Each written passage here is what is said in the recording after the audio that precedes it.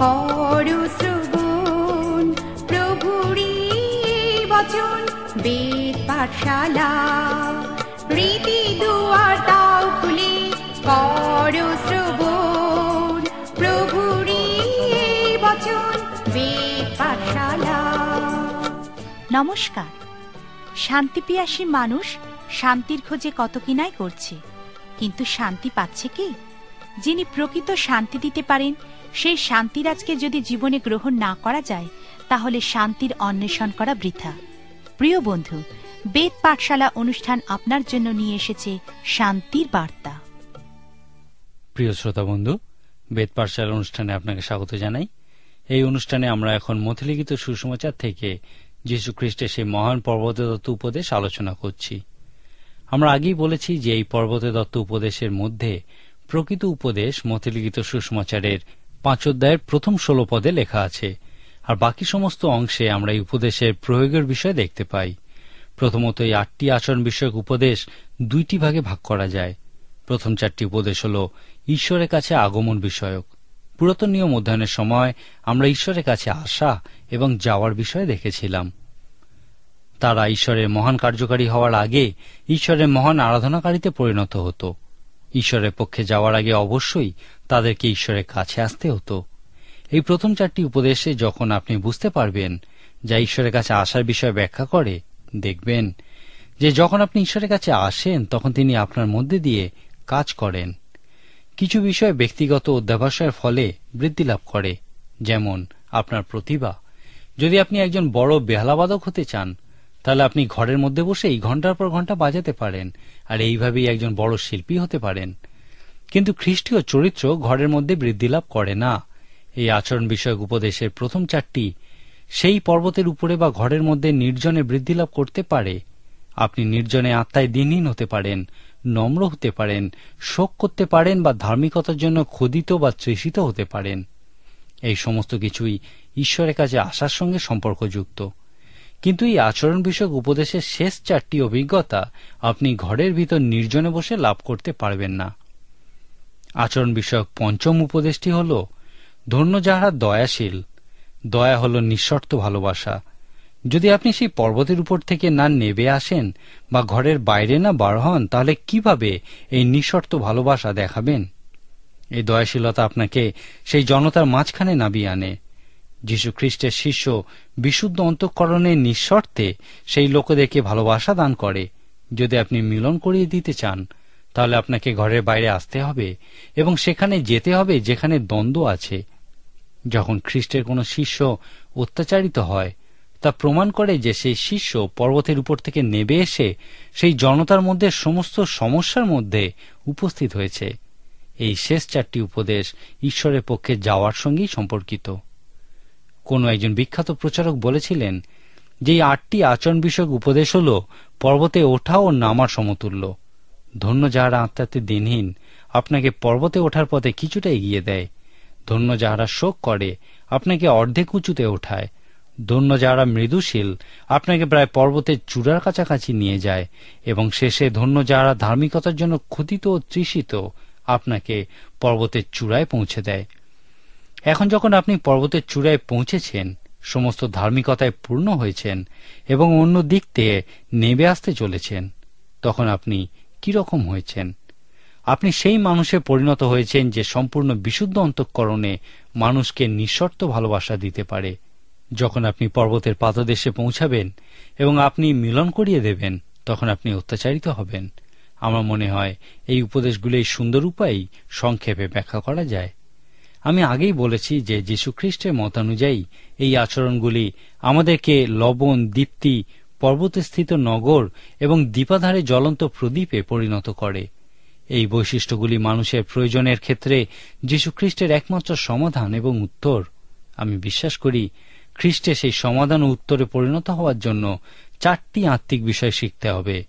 প্রথমত, আমি পারি না, কিন্তু তিনি পারেন এবং তিনি আমার সঙ্গে আছেন। আচরণ বিষয়ক প্রথম 2টি উপদেশকেও এইভাবেই বলা যায় যে, প্রভু, আমি পারি না, আমি সেই সমাধান হতে পারি না, কিন্তু তুমি পারো এবং তুমি আমার সঙ্গে আছো। এখন এই আচরণ বিষয়ক 3য় ও 4র্থ উপদেশের ক্ষেত্রেও আমরা এই একই বিষয় দেখি। মৃদুশীলতা আমাদের ইচ্ছার সঙ্গে সম্পর্কযুক্ত। একজন খ্রিস্ট বিশ্বাসীতে পরিণত হওয়া আপনার ইচ্ছার উপরই সম্পূর্ণ নির্ভরশীল। এই দুটি উপদেশকে সংক্ষেপে এইভাবে আমরা প্রকাশ করতে পারি: ঈশ্বর, আমি করতে চাইনি, কিন্তু তুমি চেয়েছিলে এবং তুমি আমার সঙ্গে আছো। আমার মনে হয় এই কথা আমাদের সততা প্রমাণ করে। ঈশ্বরের সামনে আপনাকে সৎ হতেই হবে। আপনি তার কাছ থেকে কিছুই লুকাতে পারবেন না। অনেক সময় আমাদের মনে হয় আমরা পারবো না বা চাই না, কিন্তু ঈশ্বর বলেন, আমি পারি এবং আমি চাই, আর আমি তোমার সঙ্গে আছি, অতএব চলো।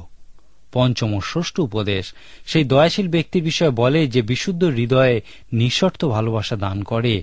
যখন আমরা সেই নিঃশর্ত ভালোবাসার কথা বলি যা ঈশ্বর স্বয়ং, তখন আমরা এই দুটি উপদেশকে সংক্ষেপে এইভাবে প্রকাশ করি: আমি সেই নিঃশর্ত ভালোবাসা নই, কিন্তু তিনি এবং তিনি আমার সঙ্গে আছেন। এই ধরনের ভালোবাসা যা সেই সমস্ত সমস্যাগ্রস্ত মানুষের একমাত্র সমাধান ও উত্তর। আমরা সেই ভালোবাসা হতে পারি না, সেই ভালোবাসা হলেন স্বয়ং ঈশ্বর। যাই হোক, নতুন নিয়ম আমাদের কাছে যে প্রাণবন্ত সত্য প্রকাশ করে তা হল ঈশ্বর আপনার সঙ্গে আছেন এবং তিনি আপনার মধ্যে আছেন। অতএব যখন ঈশ্বর আপনার মধ্যে থাকেন এবং নিজেকে আপনার মধ্যে দিয়ে প্রকাশ করেন, তখন আপনিও সেই একমাত্র সমাধান ও উত্তরের অংশে পরিণত হন যা যীশু খ্রিস্ট সমস্ত মানুষের প্রয়োজনের ক্ষেত্রে দিয়ে গেছেন। সপ্তম এবং অষ্টম উপদেশ প্রকৃতপক্ষে মিলন করিয়ে দেওয়ার কাজের ফলের বিষয়ে ব্যাখ্যা করে। এই দুটি উপদেশকে সংক্ষেপে এইভাবে ব্যাখ্যা করা যায় যে আমি করিনি, কিন্তু তিনি করেছেন, কারণ তিনি আমার সঙ্গে ছিলেন। যখনই আপনি ইহা উপলব্ধি করবেন, ঈশ্বরের অনুগ্রহে আপনি সেই সমস্যার নয় কিন্তু সমাধানেরই অংশ হবেন। একজন বিখ্যাত বাইবেল শিক্ষক বলেছিলেন, যীশুখ্রিস্ট যখন গাধার পিঠে চেপে জেরুজালেমের রাস্তা দিয়ে যাচ্ছিলেন এবং সমস্ত লোক তার জয়ধ্বনি করছিল, তখন যদি গাধাটা চিন্তা করত যে ওই সমস্ত জয়ধ্বনি তার জন্য দেওয়া হচ্ছে, তাহলে তা কি একটা হাস্যকর বিষয় হতো না? অর্থাৎ ঈশ্বর যখন আমাদের জীবনের মধ্যে দিয়ে কাজ করেন এবং লোকেরা যখন সেই কাজের জন্য আমাদের প্রশংসা করে, তখন আমাদের বলা উচিত, শুনুন, আমার মতো গাধার নয়, কিন্তু ঈশ্বরেরই প্রশংসা করুন। আমরা কোনো প্রশংসা পাওয়ারই যোগ্য নই। ঈশ্বরের কাজের ক্ষেত্রে সেবাকারীদের পতন তখনই হয় যখন তাদের কাজ সাফল্যের শিখরে অবস্থান করে এবং সকলে তার প্রশংসা করে। যদি সে মনে করে যে সে ওই প্রশংসার যোগ্য, তখনই তার পতন হতে শুরু করে। ওই প্রশংসা তার জন্য নয়, সে হচ্ছে সেই ছোট গাধা যার উপরে বসে ঈশ্বর অন্য কারুর জীবনে প্রবেশ করছেন। বাইবেলে 3 ধরনের গাধা দেখতে পাওয়া যায়। গণনা পুস্তকে আপনি শ্রবণযোগ্য বা কথা বলা গাধার বিষয়ে দেখতে পাবেন। ঈশ্বর কিছু বলতে চাইছিলেন, কিন্তু এমন একজন মানুষও পাননি যার মধ্যে দিয়ে তিনি কথা বলতে পারেন। তারপর মথিলিখিত সুসমাচারের 21 অধ্যায়ে আমরা দেখি যীশুখ্রিস্ট জেরুজালেমে রাজারূপে প্রবেশ করছেন। তিনি একটি গাধার পিঠে চেপে জেরুজালেমে প্রবেশ করেছিলেন। এই গাধাটিকে বলা যায় ভালোবাসার যোগ্য বা পূজনীয় গাধা। যীশুখ্রিস্ট যখন তার শিষ্যদের ওই গাধাটাকে খুলে আনতে পাঠিয়েছিলেন, তিনি বলেছিলেন, যদি ওই গাধাটির মালিক জিজ্ঞাসা করে তোমরা কি করছো, তখন তোমরা বলো যে ইহাতে প্রভুর প্রয়োজন আছে, আর তখনই তারা ওই গাধা তোমাদের সঙ্গে পাঠিয়ে দেবে। এই গাধাটিকে বলা যায় সহজপ্রাপ্য গাধা। ইহাই হল আত্মাতে দিনহীন হওয়ার বিষয়ে মূল উপদেশ। আজকের দিনে আমরা একটা বিশেষ উক্তি শুনতে পাই যে ঈশ্বর মহান লোকেদের মধ্যে দিয়েই মহান কাজ করেন, কারণ তারা মহান। কিন্তু সত্য ইহা নয়। নতুন নিয়ম আমাদেরকে বলে ঈশ্বর অতি সাধারণ মানুষের মধ্যে দিয়েই সমস্ত অসাধারণ কাজ সম্পন্ন করে থাকেন, কারণ এই সাধারণ মানুষদের খুব সহজেই পাওয়া যায়। ঈশ্বর প্রকৃতপক্ষে ইহা চান যেন আমাদেরকে তার কাজের ক্ষেত্রে সহজেই পাওয়া যায়। আজকের দিনে যীশুখ্রিস্ট তার মণ্ডলী গঠন করার কাজে এই রকম সাধারণ মানুষের অন্বেষণ করছেন যাদেরকে সহজেই পাওয়া যায়। যীশুখ্রিস্টের সমাধান ও উত্তর মানবতাবাদের থেকে অনেক দূরে অবস্থান করে। মানবতাবাদ বলে আমি নিজেকে আমি যা পারি সেই দিকে এগিয়ে নিয়ে যেতে পারি, আমার দক্ষতার দ্বারা আমি সবকিছুই করতে পারি। কিন্তু যীশুখ্রিস্ট এই শিক্ষা দেননি। আপনি যদি তার এই শিক্ষা বুঝতে পারেন, তাহলে দেখবেন যে তিনি আমাদেরকে আমরা যা পারি সেই দিকে এগিয়ে নিয়ে যান। আমরা কে বা আমরা কি করতে পারি সেটা কোনো বিষয়ই নয়, কিন্তু ঈশ্বর কে এবং তিনি কি করতে পারেন সেটাই হলো মুখ্য বিষয়। বিখ্যাত প্রচারক বিলি গ্রাহামকে যখন তার জীবন এবং তার প্রচার কাজের সফলতার বিষয়ে প্রশ্ন করা হয়েছিল, তিনি বলেছিলেন, আমি কিছুই করিনি, কিন্তু ঈশ্বরই করেছেন এবং তিনি আমার মধ্যে দিয়েই তা করেছেন। তার আত্মজীবনীতে তিনি বলেছেন, আমি কে সেটা বড় বিষয় নয়, কিন্তু তিনি কে এবং তিনি কি করতে পারেন সেটাই হলো মূল বিষয়। আর আমি কিছুই করিনি, কিন্তু তিনিই করেছেন। এখন আপনি কি এই সুন্দর বৈশিষ্ট্যগুলির বিষয়ে বুঝতে পারছেন? পরবর্তী তত্ত্ব উপদেশের মূল বক্তব্যের বিষয় আমার আরও কিছু বলার আছে, কিন্তু আপনি নিশ্চয়ই ইহার প্রসঙ্গের বিষয়ে বুঝেছেন। সাধু মথির লেখা অনুযায়ী খ্রিস্ট বিশ্বাসীতে পরিণত হওয়া শুধুমাত্র এই বিষয়ে নয় যে এখানে আপনার জন্য কি আছে। সাধু মথি বলেছেন, যীশু খ্রিস্ট হলেন রাজাদের রাজা এবং প্রভুদের প্রভু, আর তিনি এমন মানুষের সন্ধান করছেন যারা সম্পূর্ণরূপে তাদের জীবন তার কাছে সমর্পণ করবে এবং বলবে, আমি তোমার সমাধানের অংশ হতে চাই, তোমার উত্তরের অংশ হতে চাই এবং তোমার জন্য মৃত্যুবরণ করতে চাই। পরবর্তী তত্ত্ব উপদেশে খ্রিস্ট বিশ্বাসীতে পরিণত হওয়ার বিষয়ে এই পরীক্ষাই মানুষের সামনে রাখা হয়েছে। এই মহান উপদেশগুলির মধ্যে আমরা খ্রিস্ট বিশ্বাসীতে পরিণত হওয়ার সঙ্গে সম্পর্কিত চারিত্রিক বৈশিষ্ট্যের বিষয়ে দেখলাম।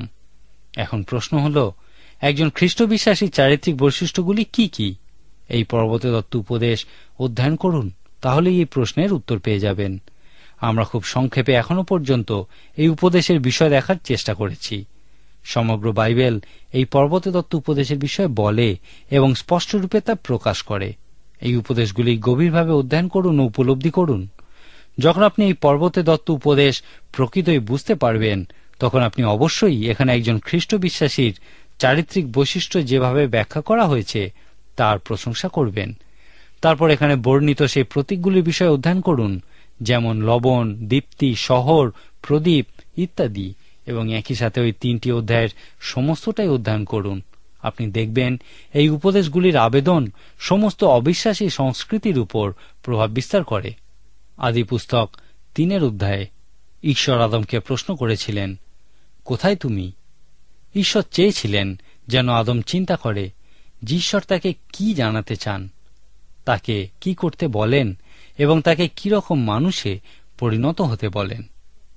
আদমের যেরকম হওয়া উচিত ছিল তিনি কিন্তু সেই রকম ছিলেন না। সেই জন্য ঈশ্বর প্রশ্ন করেছিলেন, কোথায় তুমি?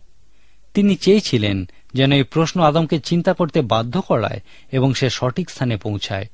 পরবর্তী তত্ত্ব উপদেশও এইভাবেই আমাদের জীবনে কার্যকারী হয়। আমরা এই শিক্ষার প্রসঙ্গ আলোচনার মধ্যে দিয়ে দেখি যে ঈশ্বর প্রশ্ন করছেন, কোথায় তুমি? তুমি কি এখনো সেই সমস্যার অংশ? তুমি কি সর্বদা সেই সমস্যার অংশই থাকতে চাও, বা তুমি কি সেই সমাধানের অংশ হতে চাও? খ্রিস্ট বিশ্বাসীতে পরিণত হওয়ার ক্ষেত্রে সম্পর্কিত সংকটের অভিজ্ঞতা কি আপনি লাভ করেছেন?